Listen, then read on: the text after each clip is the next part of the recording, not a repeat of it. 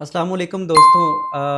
आज का जो टॉपिक है वो ट्रेंड लाइन और मार्केट स्ट्रक्चर है। एक कंप्लीट गाइड है जो कि एक बिगनर और इंटरमीडिएट ट्रेडर को समझनी चाहिए। तो वीडियो को एंड तक देखो क्योंकि हम स्टेप बाय स्टेप समझेंगे कि ट्रेंड लाइन क्या होती हैं, ट्रेंड लाइन को कैसे प्रॉपर्ली ड्रा किया जाता है और उससे आप ट्रेंड लाइन को इस्तेमाल करते हुए कैसे मार्केट को जो है ना वो अच्छे से ट्रेड कर सकते हैं। और इसके साथ साथ हम समझने वाले हैं कि ट्रेंड लाइन और मार्केट स्ट्रक्चर के साथ मैचअप करेंगे। मार्केट स्ट्रक्चर किस तरह से काम करता है वो भी हम इसी वीडियो में डिस्कस करेंगे। डिटेल वीडियो आगे भी आएगी मार्केट स्ट्रक्चर की। तो चलिए आए हम स्टार्ट करते हैं। सबसे पहला जो हमारे पास ऑप्शन है वो है कि ट्रेंड लाइन क्या होती हैं। ट्रेंड लाइन को समझना ज़रूरी है। अच्छा, ट्रेंड लाइन एक सिंपल टूल है जो प्राइस की हाई या लो को कनेक्ट करता है। टाइप्स ऑफ ट्रेंड लाइंस की अगर हम बात करें तो बुलिश ट्रेंड लाइंस हैं जो कि अप ट्रेंड में बनती हैं और जब प्राइस जो है ना वो हायर लोज बना रही होती है तो देन आप अप ट्रेंड के अंदर एक बुलिश ट्रेंड लाइन को देखते हो जिसकी वजह से आप बाय ट्रेंड जो है ना वो फॉलो कर सकते हैं। आगे बीरिश ट्रेंड लाइन है। अब ये उसके अपोजिट है। बीरिश ट्रेंड लाइन में क्या होता है कि ये डाउन ट्रेंड को जो है वो बताता है कि ये डाउन ट्रेंड स्टार्ट हो चुका है। और इन दोनों को मिला के भी आप यूज़ कर सकते हो, यानी कि अपर ट्रेंड लाइन और लोअर ट्रेंड लाइन को। तो वो आपका एक चैनल जो है वो भी क्रिएट करता है। तो आइए अब हम स्क्रीन पे देखते हैं ट्रेंड लाइन को कैसे ड्रा किया जाता है, ट्रेंड लाइन के साथ कैसे काम करना है और उसको प्रॉपरली कैसे आप ट्रेड कर सकते हो। तो देखिए मेरे साथ मिल के काम करना चाहते हैं, डिस्क्रिप्शन में लिंक है, अकाउंट बनाएं और आप हमारे 100 पिप क्लब को ज्वाइन कर सकते हैं जिसमें हम डेली 100 पिप बनाते हैं। तो आइए स्क्रीन पे देखते हैं। जी तो फ्रेंड्स, अभी हम स्क्रीन पे समझते हैं कि किस तरह से ट्रेंड लाइन को ड्रा किया जाता है और ट्रेंड लाइन का मकसद क्या होता है। देखिए, ट्रेंड लाइन जो है ना वो भी एक सपोर्ट एंड रेजिस्टेंस की तरह काम करती हैं। लेकिन इसमें ये होता है कि आप किसी भी ट्रेंड को फॉलो करते हुए आप सपोर्ट एंड रेजिस्टेंस को ड्रा करते हो और उससे बिग मूव जो है ना वो कैप्चर की जा सकती है। अब जितना बड़ा टाइम फ्रेम होगा उतनी ट्रेंड लाइंस वो मज़बूत होंगी और वो अच्छे तरीके से काम करेंगी। अब जैसे कि अगर मार्केट ऊपर जा रही है, बुलिश साइड पे है और उसने एक लो लगाया और दूसरा लो जैसे ही वो लगाती है तो हमें एक दो पॉइंट चाहिए होते हैं ट्रेंड लाइन के लिए। तो हम यहाँ पे इस पॉइंट को और इस पॉइंट को मैच करते हैं और यहाँ पे एक ट्रेंड लाइन ड्रा होती है। अब दोबारा मार्केट ऊपर जाना शुरू होती है इस जगह पे कहीं पे, और दोबारा जब वो इस तरह से मूव करते हुए इस ट्रेंड लाइन पे आएगी तो यहाँ से हम बुलिश साइड पे एंट्री करेंगे। और इसके लिए हमें देखना है कि वो यहाँ पे कुछ रिजेक्शन कैंडल्स बनाए और उसके बाद हम यहाँ पे बाय साइड पे बैठ सकते हैं। फिर इसी तरह मूव करते हुए दोबारा अगर इसी लाइन को टच करती है और रिजेक्शन देती है तो अगेन ये हमारा सपोर्ट एरिया है, तो यहाँ से आप बाइंग साइड पे दोबारा से एंट्री कर सकते हैं। इसी तरह से अगर मार्केट आ रही है डाउन साइड पे तो एक हाई इसने लगाया है, नीचे आने के बाद दोबारा एक हाई लगाया और जैसे ही इसने दो हाई लगाए हैं तो हम इन दो पॉइंट को आपस में मिला देते हैं और ये हमारे पास एक ट्रेंड लाइन ड्रा हो जाती है। अब क्या करते हैं, वेट करते हैं कि मार्केट दोबारा से इस ट्रेंड लाइन को टेस्ट करे और यहाँ से हम सेलिंग साइड पे बैठेंगे।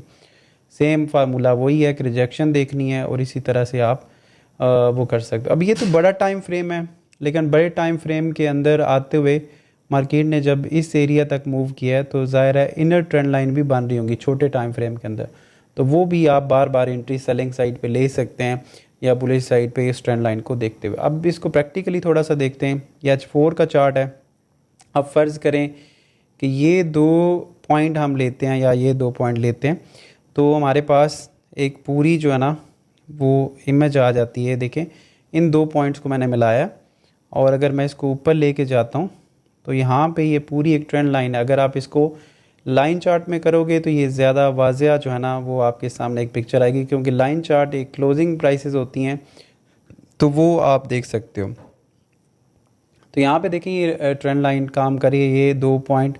उसके बाद जैसे इसको इसने टेस्ट किया तो यहाँ पे हम बाय कर सकते थे, फिर बाय कर सकते थे, दोबारा से बाय कर सकते थे और फिर जब ये दोबारा वापस आई तो इसको ब्रेक इसने कर दिया।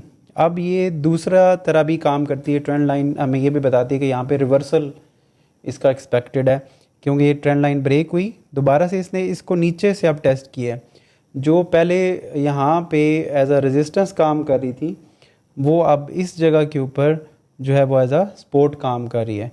और अब जब मार्केट डाउन साइड पे जा रही होगी तो फिर हम ट्रेंड लाइन को कुछ ऐसे भी ड्रा कर सकते हैं। ये तो खैर अभी इतनी अच्छी वो नहीं बन रही, ज़रूरी नहीं है आपने ज़बरदस्ती ट्रेंड लाइन तो नहीं बनानी, ज़ाहिर है, लेकिन इस तरह से आप कर सकते हो। अब अगर हम इसको M15 में जाके देखते हैं या छोटे टाइम फ्रेम में जाके देखते हैं तो आपको और भी चीज़ें क्लियर हो जाती हैं। जैसे यहाँ पे मार्केट ने एक चलना स्टार्ट किया था, और अगर इसका बुलिश मोमेंटम बेरिश मोमेंटम देखें, फ़र्ज़ करेंगे यहाँ पे मार्केट थी जब आपने इसको देखना स्टार्ट किया, तो ये 2 पॉइंट आप मैच कर सकते हो।